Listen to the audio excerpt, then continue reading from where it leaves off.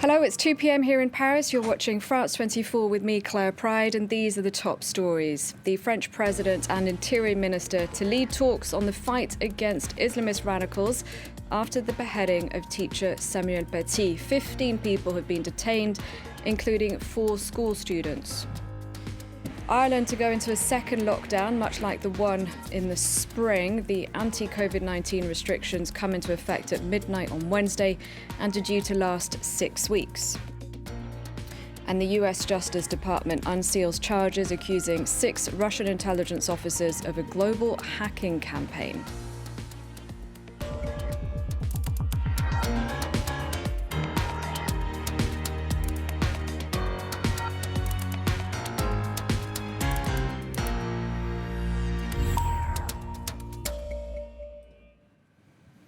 The French President Emmanuel Macron and Interior Minister Gérald Darmanin are due to meet local officials in the northeastern Paris suburb of Bobigny for talks on the fight against Islamist radicals. This 4 days after the beheading of a teacher shocked France and put pressure on the government to root out suspected Islamist radicals. 15 people have been arrested in connection with Friday's attack. James Wilson reports. Just a few moments before he carried out the attack, Samuel Paty's killer walked down this street. Investigators say he began approaching pupils, asking about their teacher, offering them money in exchange for information. This woman's son was only a few meters away and told his mother what he saw. Il était avec ses copains à l'arrêt de bus et son autre copain arrive en lui disant « Regarde le monsieur là-bas, il m'a donné de l'argent pour que je lui dise c'est qui monsieur Paty ». Voilà, tout simplement. C'était combien d'argent ? Le garçon lui a dit 300 €. Voilà, en billets de 10. Et après, quand il est parti, il l'a croisé dans une petite rue en face du collège. Et il se cachait tout d'abord derrière une voiture, le tueur. It was only a few minutes afterwards that the terrorists killed Samuel Paty. In the days leading up to the attack, Mr. Paty had been fiercely criticised online, including by parents at his school, for having shown pupils a cartoon of the Prophet Muhammad in class. Ce voyou ne doit plus rester dans l'éducation nationale, ne doit plus éduquer des enfants. The parent who named Mr. Paty is one of a number of people who are being questioned by the police. Investigators want to know if this video influenced the attacker. Those close to him say he was obsessed with the subject. The assailant is thought to have called the man in the video, but it's not known if he responded. 15 people, including 4 students who encountered the terrorist before his attack, remain in police custody. For more on this, I'm joined by our Foreign Affairs editor, Philip Tell. So, Philip, what can we expect then from President Macron when he's in Bobigny later? So this is a show of force by the top French leadership in the face of what they see as a serious threat to democracy in this country. If you've got Emmanuel Macron out on the front line today, that is a sign that the government and the presidency of France are taking this extremely seriously. So Emmanuel Macron is going to Bobigny, which is in the Seine-Saint-Denis department of France, which is the poorest department out of France's 95 mainland departments, and has a very large population, Muslim population of ethnic origin. So the president is going there to say that the government is going to do all it can to try to stamp out the spread of radical behaviour in France, but at the same time to stress that this is not an anti-Muslim fight, that France's leaders have nothing against the 6 million or so Muslims who live in France, who respect the French Republic, the Constitution, French laws, and they want a peaceful life and they can live their lives in France as long as they are abiding by the law. It's quite important, I think, for the leadership of France to stress this, because this is one of the points that has constantly been dragged back as being racist against Muslims and has been used by fundamentalists to criticize French leadership in saying if you're trying to ban the burqa, for example, then that is an anti-Muslim practice, therefore you're being racist. So the government and the president are keen to underline this. And the second thing is that I think the government is keen to show that it is going to act with force. We had an announcement earlier that a mosque in the east of Paris, or the northeast of Paris, is going to be closed. That is in the town of Pantin, which is just close to Paris, the Paris boundary. And that mosque is reportedly, the head of that mosque is reported to have posted an image on Facebook or on social media criticising the teacher Samuel Paty, who was beheaded, for the action that he took in showing these caricatures of the Prophet Muhammad. And that mosque appears to be probably going to be closed for at least 6 months.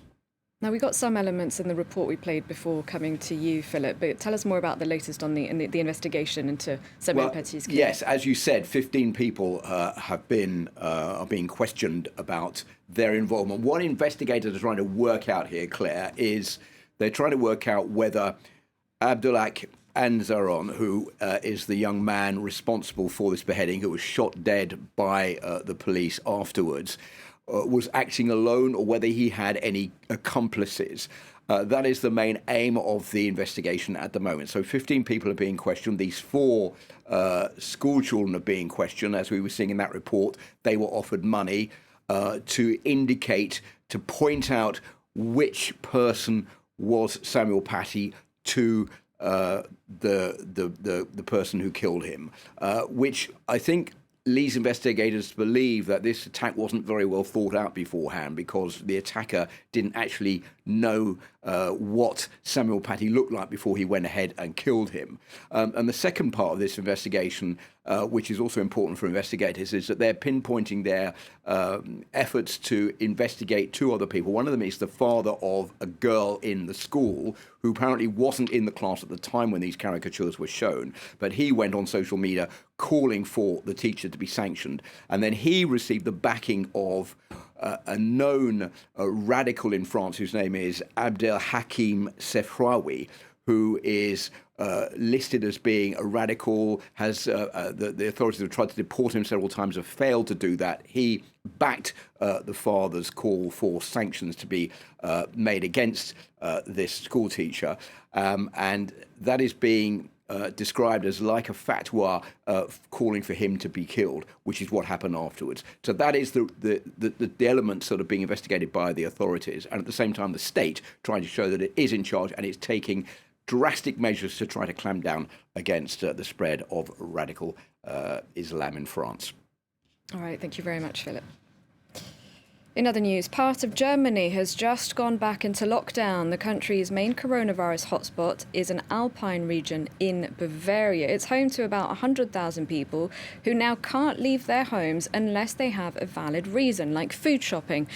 The local lockdown is due to last at least 2 weeks. The government insists it's doing all it can to avoid another nationwide lockdown. In Ireland, it's the whole country going into lockdown from midnight on Wednesday. Level 5 coronavirus restrictions were announced on Monday, meaning restaurants only allowed to serve takeout meals, most shops closing, and people asked to stay at home. Ireland's second lockdown is due to last 6 weeks. Sharon Gaffney reports.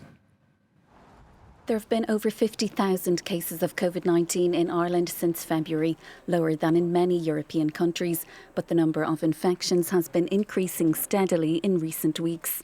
In a televised address on Monday, the Prime Minister said that while Ireland had introduced probably the strictest regime in Europe, more needed to be done to curb the spread of the virus. The government has decided that the evidence of a potentially grave situation arising in the weeks ahead is now too strong.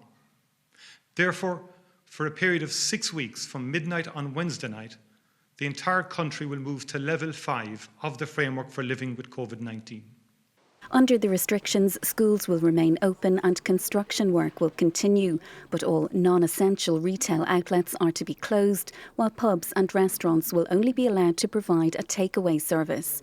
People are being asked to stay at home, but will be able to go out for exercise, as long as they stay within 5 kilometres of where they live. In the UK, tougher restrictions are also coming into force in Wales this week. Non-essential retail, leisure, hospitality and tourism businesses are closing from Friday, and people have been told to stay home for 2 weeks. The idea of going back into lockdown is a bit worrying for me. especially I'm diabetic, so I have to shield.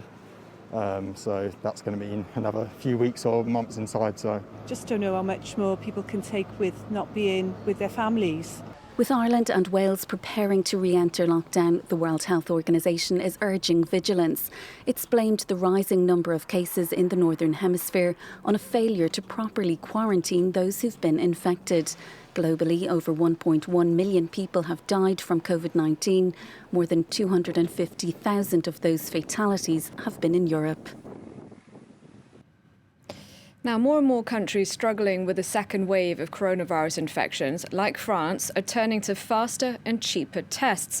Problem is, rapid antigen tests are also less accurate, producing more false negatives than PCR tests. France 24's Julia Seeger explains. In a televised speech last week, French President Emmanuel Macron said that the delay to get the results of a PCR test in France is still too long. It can sometimes take up to a week to get results back, which of course gives more time for people to infect others. And this is why the health ministry in France has decided to fast track and enlarge the use of so-called antigen tests. They work like PCR tests because they're nasal swabs, even though they also do exist as blood work. And the idea is not to look for evidence of SARS-CoV-2, but more to look for evidence of a protein that makes up the virus. They are much more rapid as results are delivered within 30 minutes, but they are less reliable than PCR tests, which remain the reference test for COVID-19. Now, the use of these antigen tests has been restricted. It's recommended for people who do have symptoms but don't have immediate access to a PCR test. They also have to do the test within 4 days after the first symptoms appear. People will have to be under the age of 65 and also do not present any comorbidity or be considered at risk. They will also be used for people who do not have symptoms, but only if they don't come from a cluster of infections. The goal, of course, is to avoid any false negatives, and which, of course, increases the risk of missing an infection. In the US, Donald Trump has criticized Dr. Anthony Fauci again. He's called the top US infectious disease expert a disaster. This after Fauci said he wasn't surprised the president got COVID-19.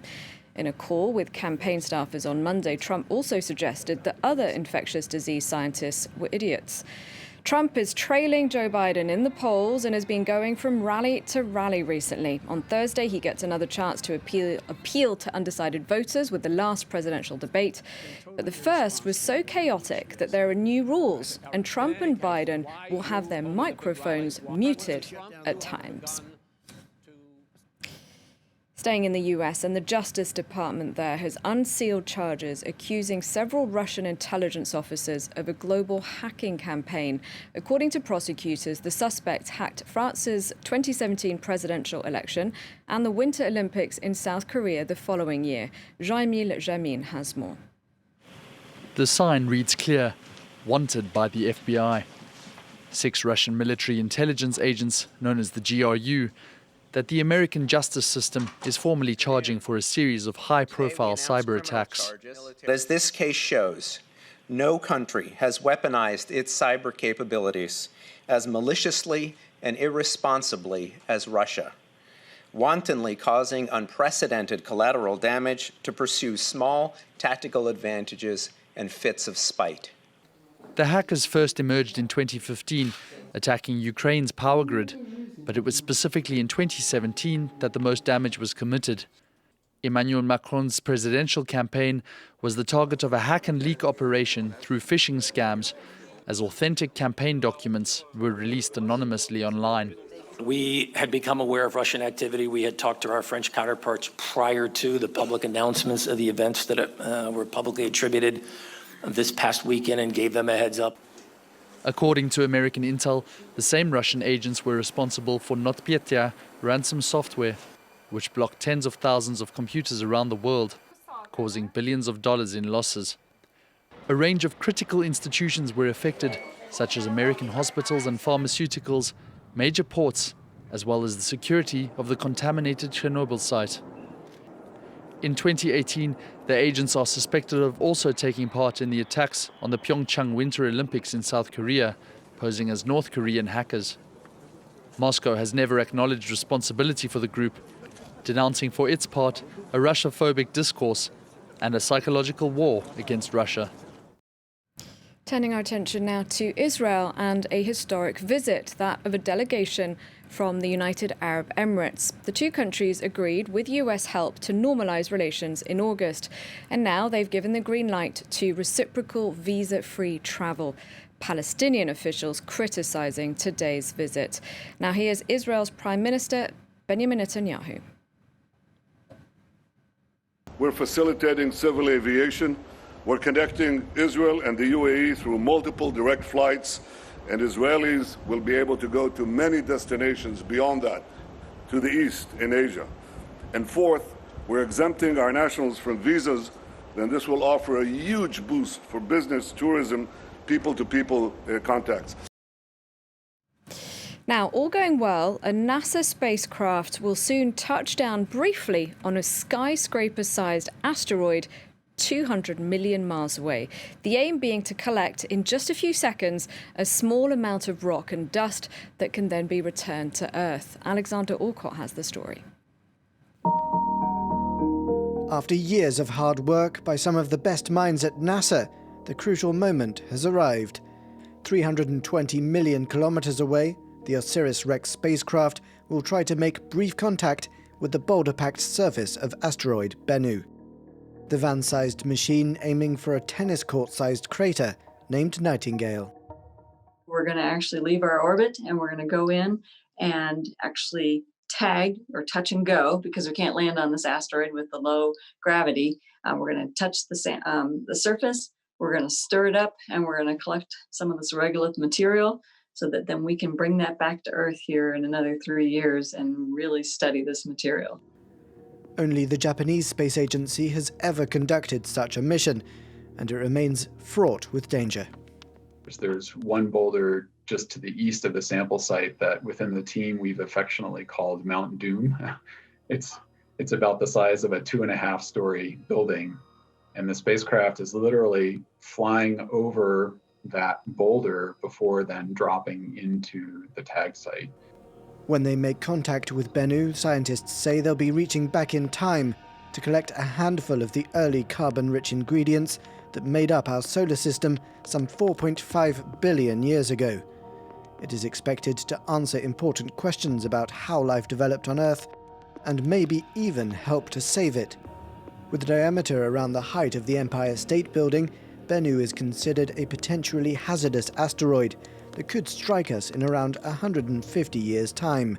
The samples will give scientists of the future a better idea of how to move or destroy it if necessary.